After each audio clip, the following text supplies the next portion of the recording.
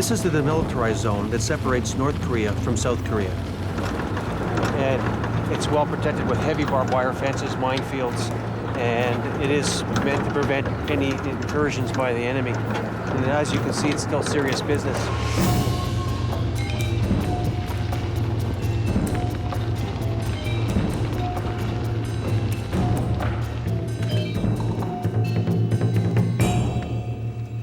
This is a South Korean guard post in the demilitarized zone, and it's a very tranquil and quiet place.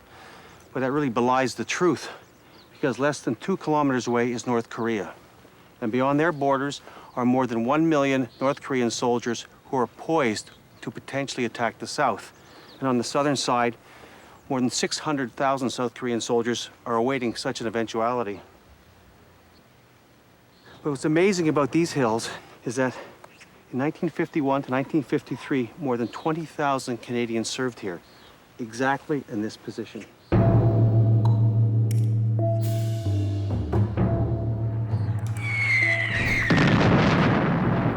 night seems to be so long, you think the sun is never going to come up.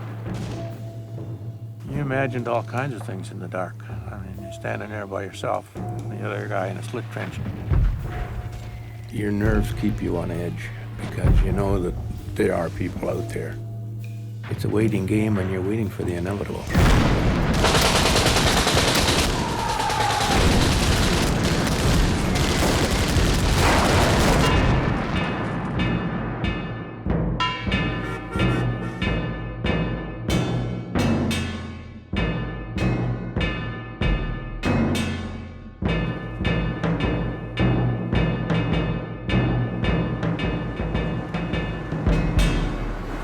We're driving through Seoul, and Seoul is one huge, vibrant city.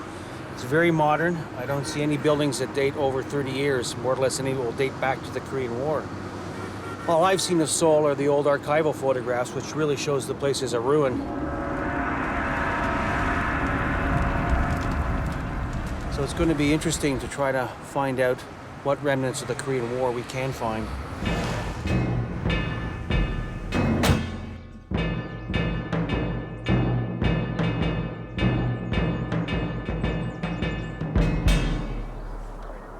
This is the National Cemetery in Seoul, and it's an enormous and beautiful place, and you can see why they call it the spirit of the nation.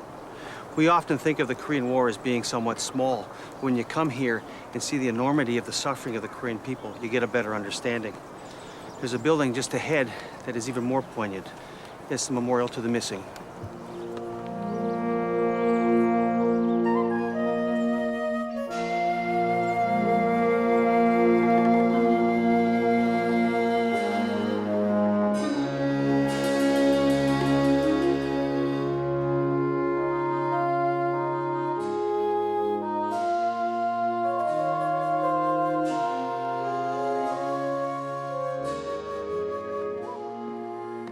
This is a very moving place. It lists the names of more than 100,000 South Korean troops who were missing during the Korean War. And what's even more powerful is this, the floral tributes, the photographs of the soldiers. These men have not been forgotten. During the Korean War, 21 nations, including Canada, came to assist South Korea. But the question remains, why were Canadians fighting in a country that no one had ever heard of?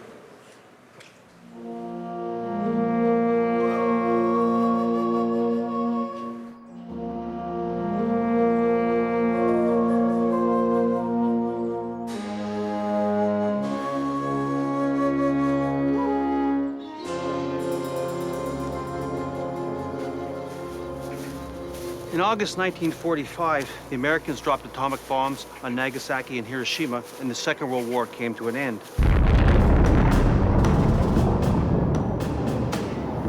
But the period afterwards became one of turbulence, as our old ally Joseph Stalin started to absorb countries in Eastern Europe. And an Iron Curtain descended across that area, and it appeared that war was going to occur. In 1949, Mao Zedong's communists defeated the Chinese nationalists, and the focus of the Cold War turned to Asia.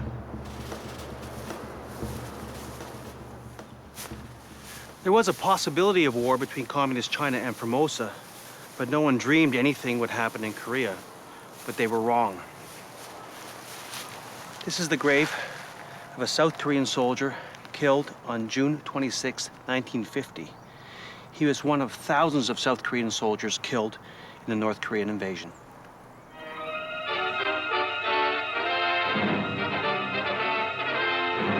The Asiatic crisis point becomes Korea. Korea and its southern capital, Seoul, where violent warfare reached its peak following invasion from the Red-dominated north. The Blitz-like attack slightly more than 700 air miles from Tokyo saw the Russian-backed North Korean army roll down past the 38th parallel, the line of demarcation between the communist stronghold and the Southern Republic. In the capitals of the globe, there were undisguised uneasiness and grave concern that here might be the prelude to a wider atomic conflict. The UN immediately condemns the brutal invasion and demands a complete withdrawal of all communist forces. The North Koreans ignore the warning, and by the 27th, they are poised to capture the South Korean capital of Seoul.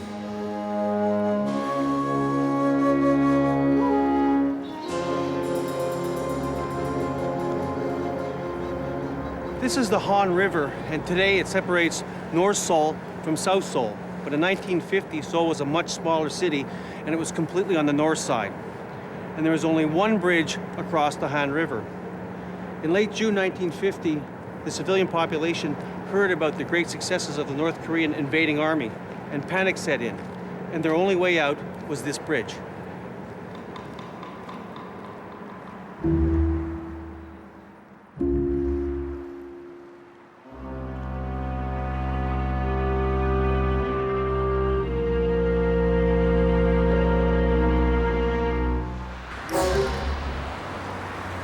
Throughout June 26th and June 27th, tens of thousands of refugees crossed this bridge, fleeing to the south. By the 27th, it was clear that Seoul was going to fall to the North Koreans. And although the bridge was full of thousands of refugees, the South Korean army had to make the hard decision to blow the bridge.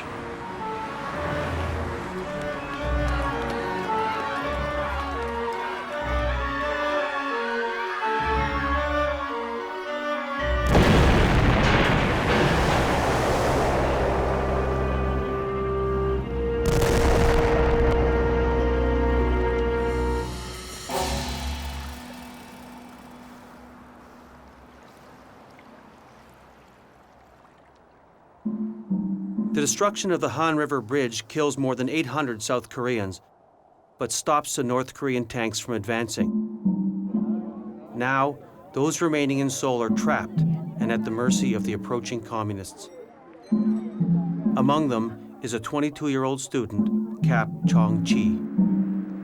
That morning, before noon, I didn't know. Rumor is around the Han River gone, exploded.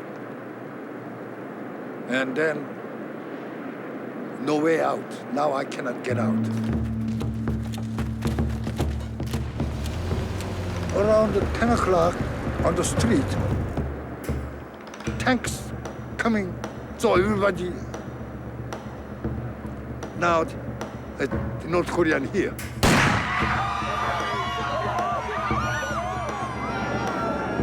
So many bodies in town, and they cut up the bamboo shoot, they kill that. They don't need any ammunition. Only I saw 2 eyes out by the bamboo shoot. I saw that.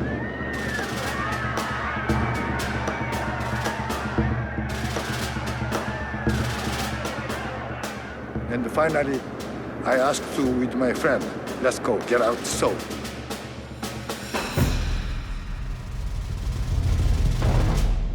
I made red band, looks like a communist, and a special mission. Many people lined up to waiting the ferry. I asked who in charge of here. Somebody, the North Korean communist. So I told him, very low voice, we are special mission to South. That's why we get the boat, cross the river, and when the bandits were out, let's go to, we are now free. Kapyong joins tens of thousands of others fleeing the communists. Within days, the North Koreans bridge the Han River and continue south, pushing back the remnants of the South Korean army. It's now clear that South Korea will cease to exist unless someone comes to their assistance and comes quickly.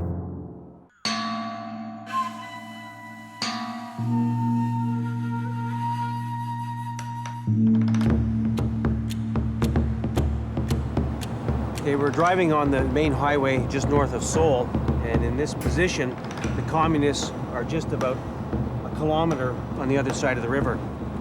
And this area is critical to any advance that the communists would want to make, so there are a large number of tank obstacles located on the highway.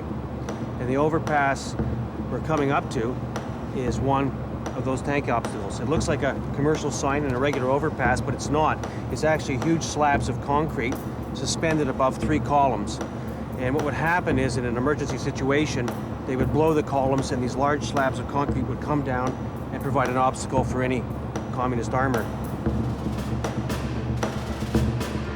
After the capture of Seoul in June 1950, communist troops led by T-34 tanks moved south, crushing all opposition.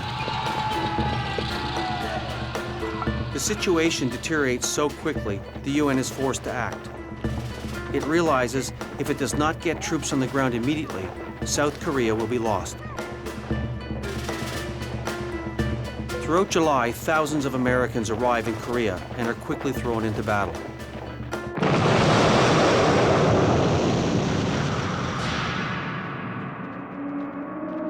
But their numbers are insufficient to stem the momentum of the communist advance.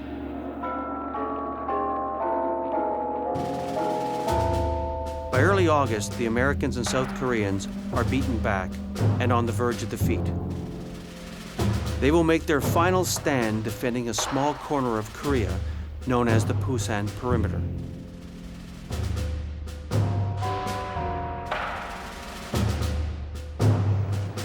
This is the Nakdong River, and in the summer of 1950, it was the western wall of what was known as the Pusan perimeter.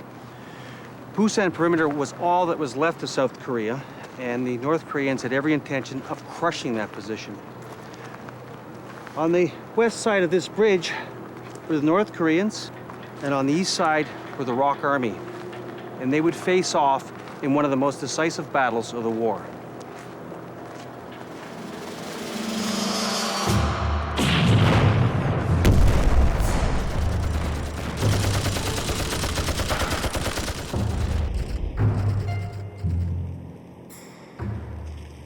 We're very fortunate to have found Mr. Kim. He served with the 1st ROK Division, which is the Republic of Korean Army, in 1950, and he fought at the 38th parallel, and he fought here on the Nakdong River. 저거는 강근 내에서 동안 그 내에서 치고 골자고 하고요. 물로 기도로 물로 막도록 그때 물이 참 깊었어요. 강물이 물로 도로는 게 언제나 깊어놓은 게 도로지를 못합니다. 강원대 좀 도로만 우리는 여기서 차기를 일을 하지요. 초만 좀 죽지요. 뭐.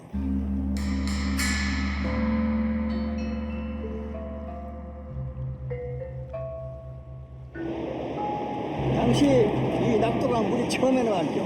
막혔습니다. 물이 막혔는데 나중에는 한 달간 더 들어가고 나니까 낙도강 물이 벌겠어요. 벌면 많이 죽고 났던 또. 예.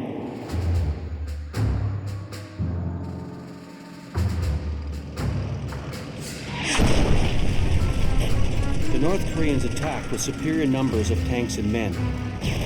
But after weeks of fighting, they still cannot crack the UN line. This incredible defense is assisted in large part by the Americans' complete domination of the air. Each communist attack is punished by devastating airstrikes of napalm and high explosive.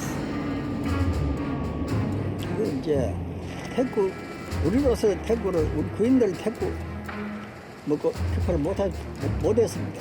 가는 데 접대 있으니까 접근이 있고 하니까 비행기를 폭격을 했는데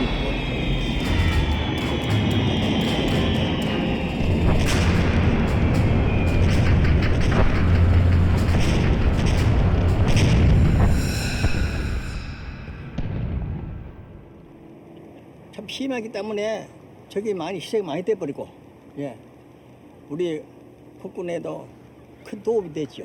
예, 날라갔죠. On September 15, 1950, the Americans deliver a decisive blow with the landing of 70,000 Marines at Incheon. Over the next 6 weeks, the UN destroys the North Korean army and advances towards the Chinese border. But just when complete victory is in sight, the tide of war once again turns.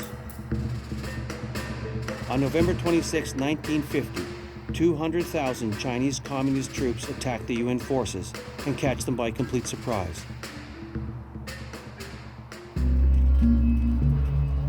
Within days, the UN forces are in full retreat. The Communists inflict terrible casualties on the UN forces and drive them back 200 miles into South Korea.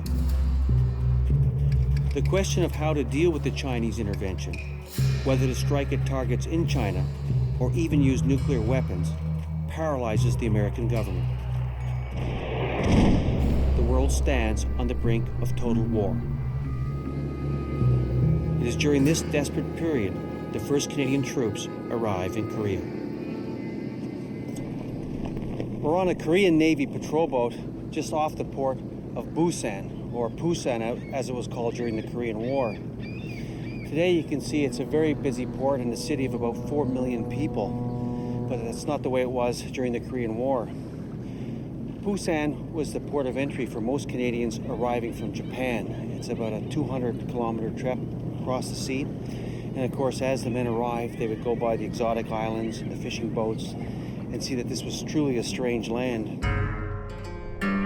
Miles off the coast of Korea, barely able to see land, we smelled it. Night soil used on rice paddies was one of the ingredients. I suppose plain old garbage from the port of Pusan contributed to the odor. Someone on deck remarked that if the world needed an enema, they would no doubt insert the tube here. Hours later, we docked in Pusan. So this is Korea. The first group to come over were the 2nd Patricius. And when they arrived, they were met at the port and quickly put into trucks and taken out into hills for training because they were about to participate in the upcoming United Nations offensive against the communists.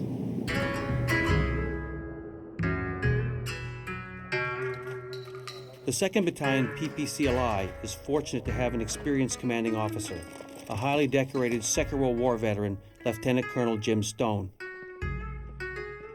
Stone puts his men through 6 weeks of rigorous training, hoping it will be enough to prepare them for the tough fighting ahead, in difficult terrain and against an unknown enemy.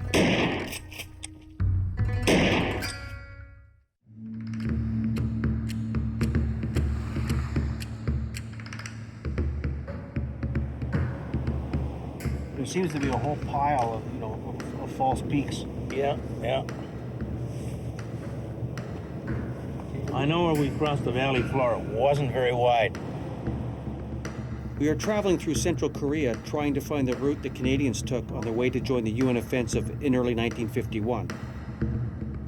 With me is Dave Crook, who has returned to this part of Korea for the first time to try and retrace the steps he took as a 19-year-old private with the 2nd Battalion, Princess Patricius.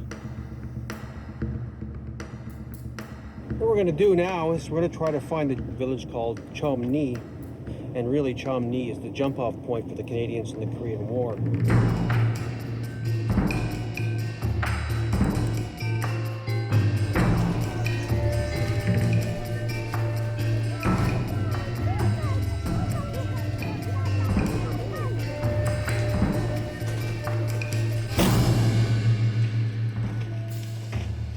So Dave, this is Chom-ni, where you first came into the line. Do you recognize it? Not really. I mean, types of buildings are the same, but I don't recognize them.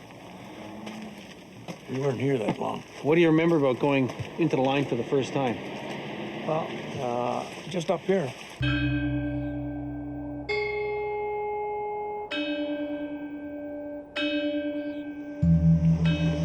Well, when we first got here, before we bedded down for the night, we turned and looked out into the field here, and There was Americans that had been slaughtered by the Chinese. It was probably 50 or 60. Never counted them, of course. But they were all caught in their sleeping bags. At first, I didn't really understand what it was, and people started saying, look it. Most of the guys were half out of their bags, some not even out of their bags, some out of their bags completely. They shot them all, yeah. They just killed them all. They had no guards posted, no nothing. They just went to sleep. They thought they were in some kind of Disney World or something. I don't know. They thought they were safe. Yeah, I guess they just figured that the war was like way up there somewhere. That's about the first time I realized that the seriousness of what I'd gotten myself into. You know, I joined the Army because I was mad at my girlfriend. And here I am now. Somebody's maybe going to take a shot at me, and I'm not sure I really like that. I'm questioning my wisdom quite a bit at that time. In fact, all that night and the next morning moving out, I'm thinking, Jesus, what have I done? You know, and I'm sure I wasn't the only guy thinking that way.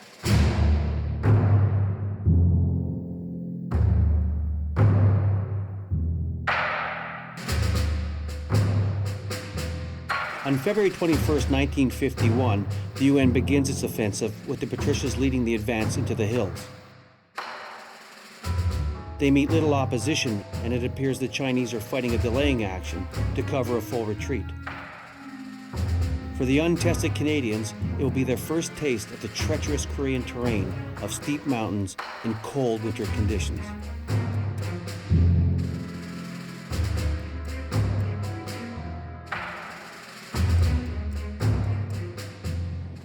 We're going to try to find Hill 419, which is where the Patricias had their first real action in February 1951. It's a whole pile of these hills. Here's a saddle over here. Look at there. That's not. I bet you that's it.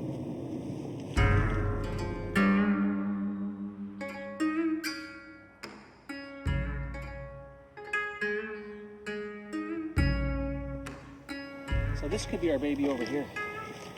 That looks like it there.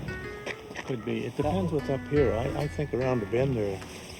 Okay, we'll go up a little further. Because we came back. It wasn't that hill. That's too high.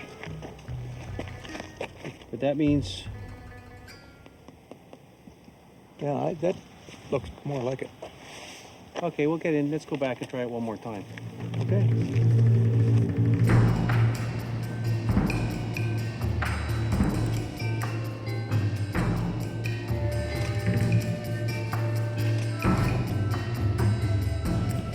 So you think that this is it? Well, it sure as hell looks like it. I thought you said you came down the valley and attacked up the other side. No. We came down this way and up this way. Okay. This is the hill I think we went up and dug in that night. 409. Whatever this hill is, I have no idea. But this is the hill that I think is 419. But I could be wrong.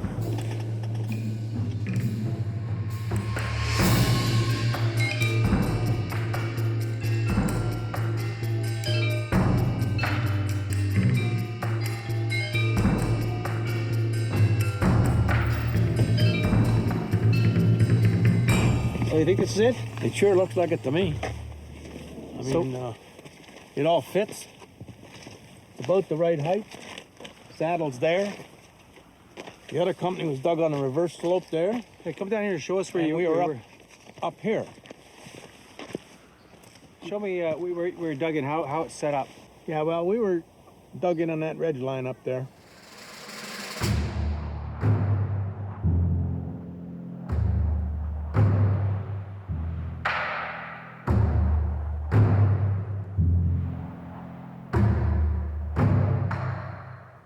When I get up there, the first night in the line, and the platoon commander comes along and says, "Come on with me."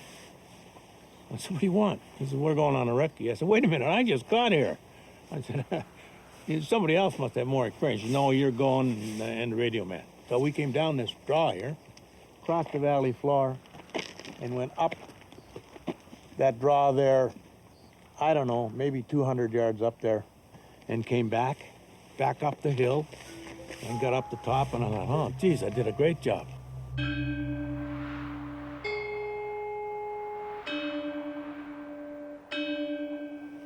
first light comes, Platoon Sergeant comes along and says, "Platoon Commander wants to see you." Oh, what have I done now? So I go down and he said, "Since you were down there with me yesterday, you can lead the company." Well, holy shit, I just got here and here, what am I doing on? You know, and I thought they were picking on me or something. That's just the way it turned out.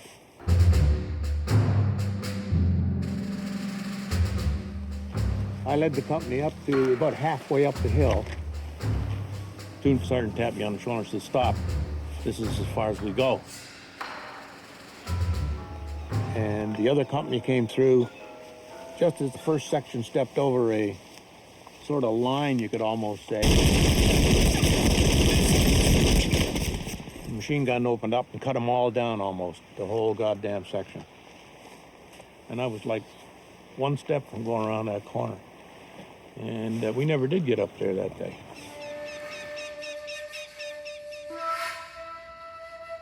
The Chinese took off, and we got up to the top without any more casualties, nothing. We got there, and the 4 Canadians that were killed were laying stripped of their clothes.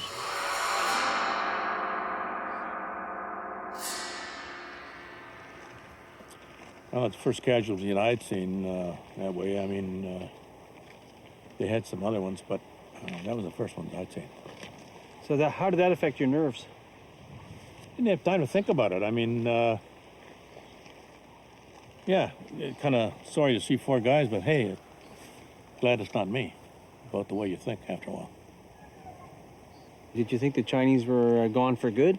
Yeah, it looked that way. It looked like they were going back to China or something, because they seemed to be pulling back. As soon as you hit them hard, they just disappear. But they had other plans, of course, as we all found out. The withdrawal of the Chinese army is deceptive. In reality, over 400,000 communist troops are preparing for a massive counterstroke against the advancing UN forces.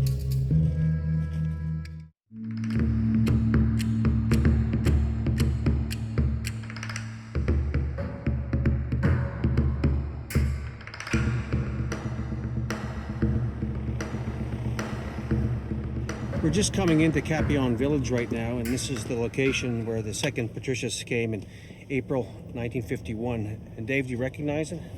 I don't see a thing I know, quite frankly. There was nothing here when I was here. It was just a couple of mud huts.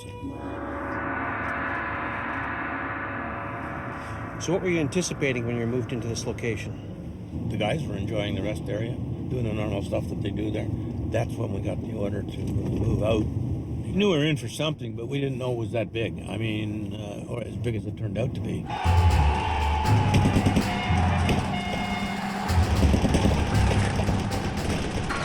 On April 22nd, the Chinese launch a massive offensive, breaking through the front at several points. The Patricias and the Australians are immediately ordered to dig in and prepare defensive positions astride the Kapyong River Valley. But it's a difficult position to defend.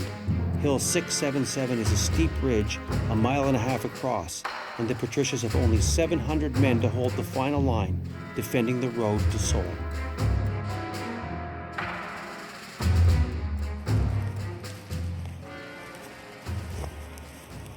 You can see that we're walking right up here, so right around this area. Right. And you guys, you're spread out on these major hills up over here. Right. Now you said that Stone went out and reconnoitered it beforehand, and he picked very specific positions. Yeah, I think that was a big part of the action. I think if he hadn't come out in front here and had a look at it from the enemy's perspective, we probably would have been at a disadvantage. I think looking down from up there, down this way, wouldn't have had the same picture. So I think he's very smart that way. The ones he picked seem to be very, very steep. Yeah, they are. They're.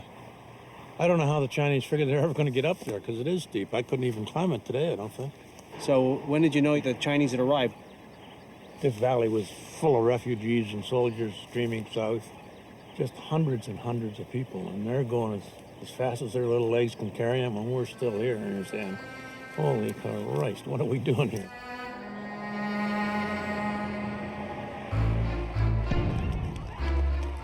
You could see the bodies, and they were just absolutely terrified. They were wanting to get out of there. They didn't care how. They're walking, running, they're on trucks, they're hanging out beside anything that's moving. And you really start to think about what's going to happen when your turn comes.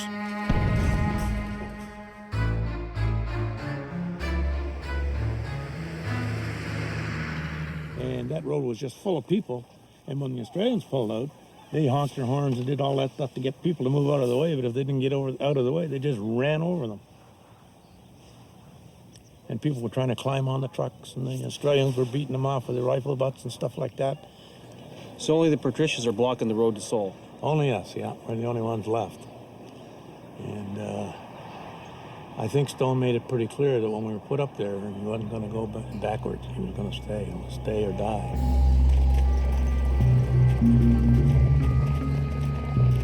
As 20,000 ROC soldiers retreat southward, tens of thousands of Chinese troops pursue them, flooding the Kapyong River Valley. Now all that remains between the communists and the road to Seoul is the 700 men of the Princess Patricias.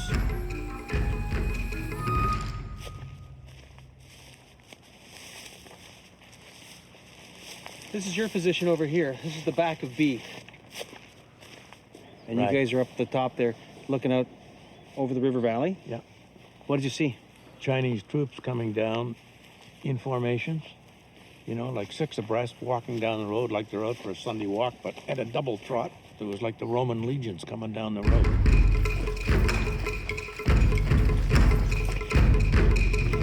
And these guys are coming on like nothing was going to stop them.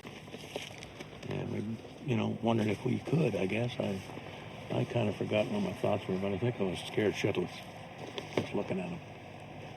And I think that we realized we're in for a good fight before the night was out.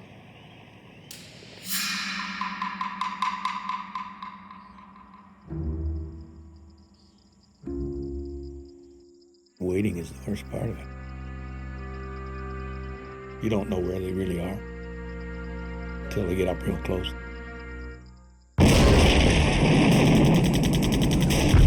I can remember firing my rifle, and I don't even know what I was shooting at. Because it looked like there was so many, I figured I couldn't miss anyone.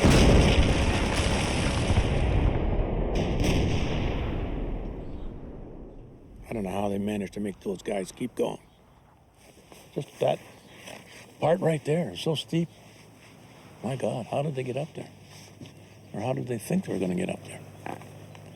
But they sure as hell tried.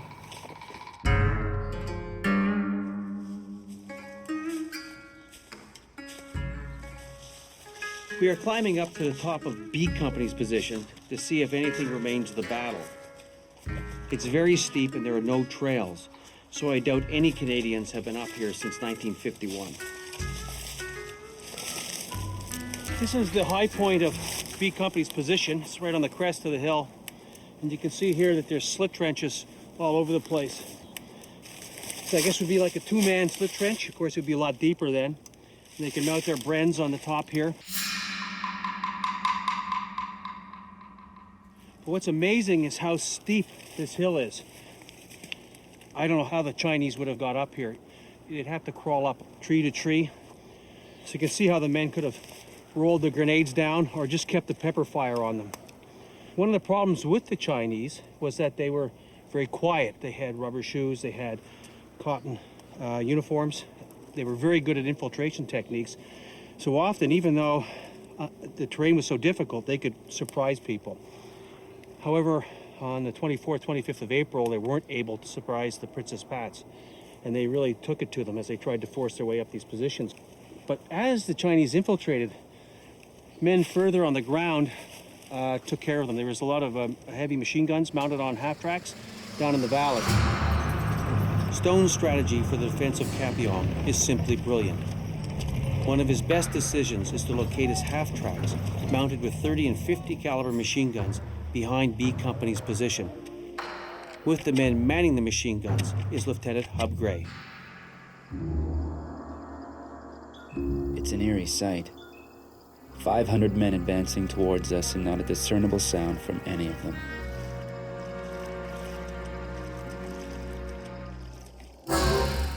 It's as though we are watching unheralded ghosts intent upon harvesting their prey. I alert the men manning the 8 machine guns, telling them not to fire until I give the order. Their leading formation is about 40 meters short of the crest. After what seems an eternity, I order the machine guns to open fire.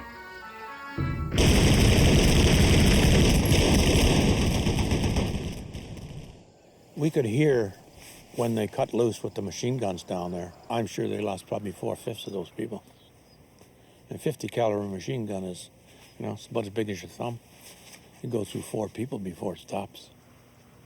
Take your head right off. Out of your sight, and after dark, you can't see. You just hear the noise over there. You really don't know what's going on. You hope it's all good. And of course, it turned out that most of it was.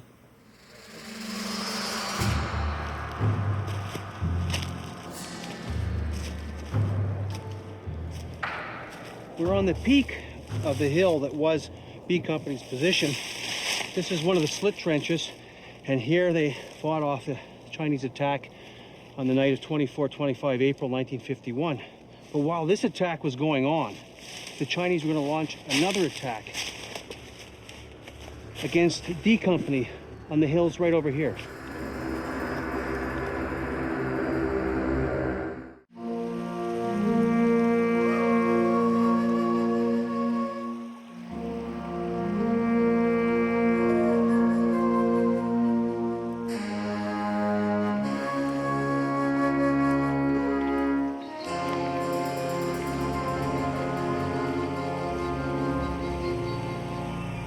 This is the Kapyong River Gorge, and at this point, part of the communist forces split and went off to the left to attack Canadian positions at A Company, or particularly B Company, and a second group split off in this direction to try to take out the positions up on the heights over here.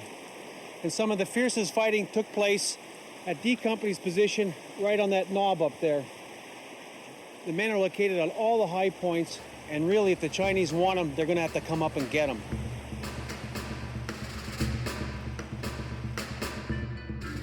While the Chinese attacked the positions at B Company, another wave of communists sweep west and attack up the steep ridges leading to the Canadian positions on Hill 677. The Chinese realize if they can take the position on the heights, the whole Canadian line will collapse. So we're trying to find a route up to 677, and so far we haven't found one, but this looks promising, but it's very, very steep.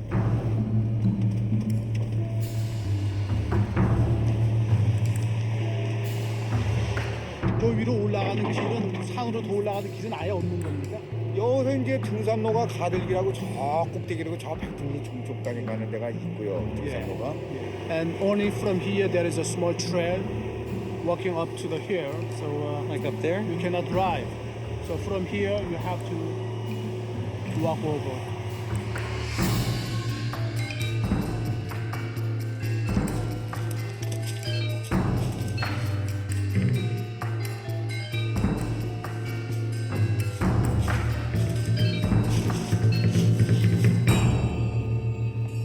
This is one of the ridges that leads up towards 677. It's one of the few approaches that the Chinese could have taken. But if I'm one of the Chinese soldiers at this point, I'm thinking mutiny. This is an incredible hard climb, and I still got another couple hundred meters to go before I'm even going to meet the Canadians. And you can see how hard this would be, but you're talking maybe 50 men versus maybe 300-400. So the odds are stacked against the Patricias, but the terrain is in their favor.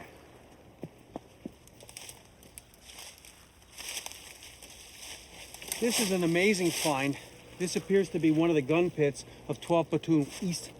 And the fact that, it's obviously sunk in by quite a lot, but it's located about 50 yards from the top of the hill. This is the correct location for it.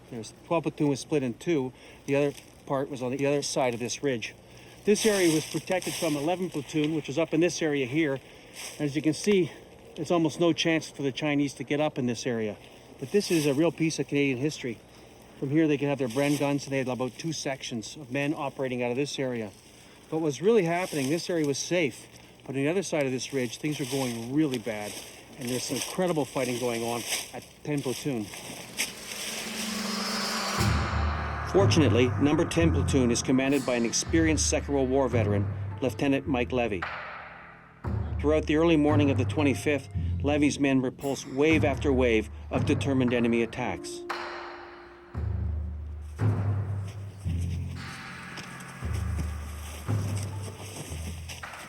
We've only walked over about, 30 yards from the other position, and this is on the west side of the hill. 3 o'clock in the morning, they broke through here, and they put total attacks on Mike Levy's number 10 platoon. Now, this is all taking place, like I said, it's 3 o'clock in the morning. The Chinese are all over the place. Levy's defense of this position is quite exceptional, and in the end, he calls on a 40-minute bombardment on his own positions. The artillery support is awesome. Without it, we could not sustain ourselves. The continuing attacks involve hundreds or even thousands of brave Chinese soldiers, seemingly exhibiting no fear of dying.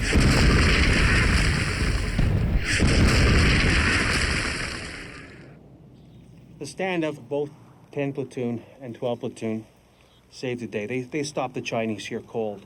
Even by the early morning, the Chinese were already starting to pull back. Maybe it was foolish that the Chinese even tried to take these positions, and in the end, they couldn't. They were outfought by the Canadians and their artillery.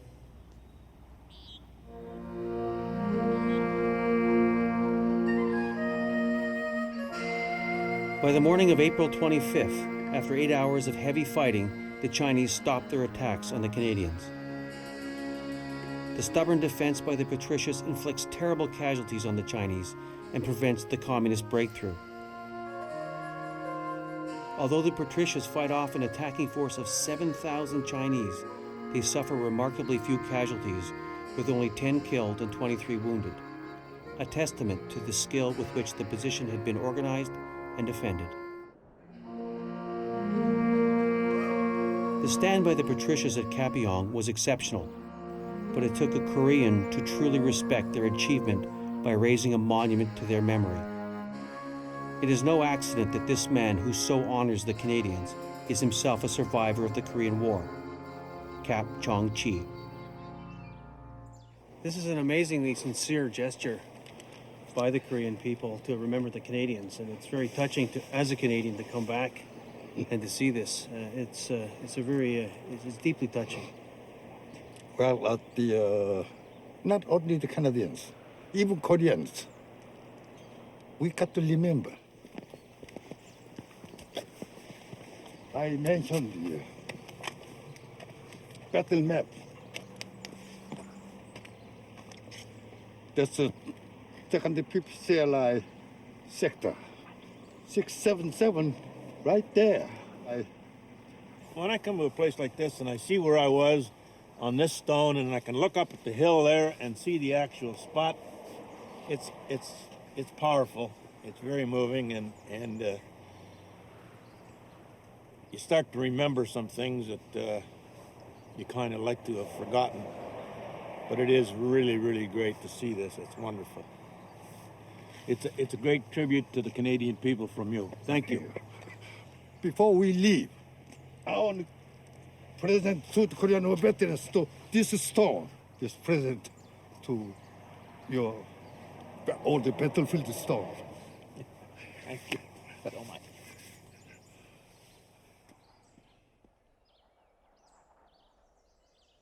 Killed at Kapyong, Maurice Carr, Gerald Evans, Leslie Fielding, Leo Gladieux, Curtis Hayes, Joseph Lassard, Earl McCaskill, Bruce McDonald, Walter Marshall, Robert Tolver, Robert Walker, Thomas Wotton.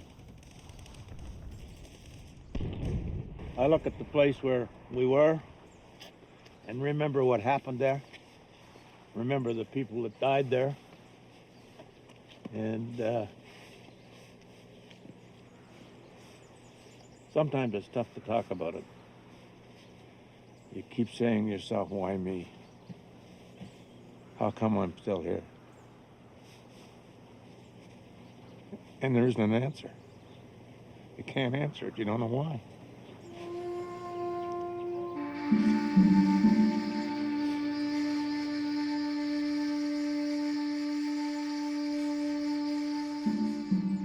battle fought by the Patricias in these hills was a magnificent defensive action, and in the history of the Canadian Army is probably one of the best small unit actions ever fought. And over the next few months, the Patricias will be joined by thousands of other Canadian soldiers as they start to drive north over more hills, through more valleys, and into North Korea.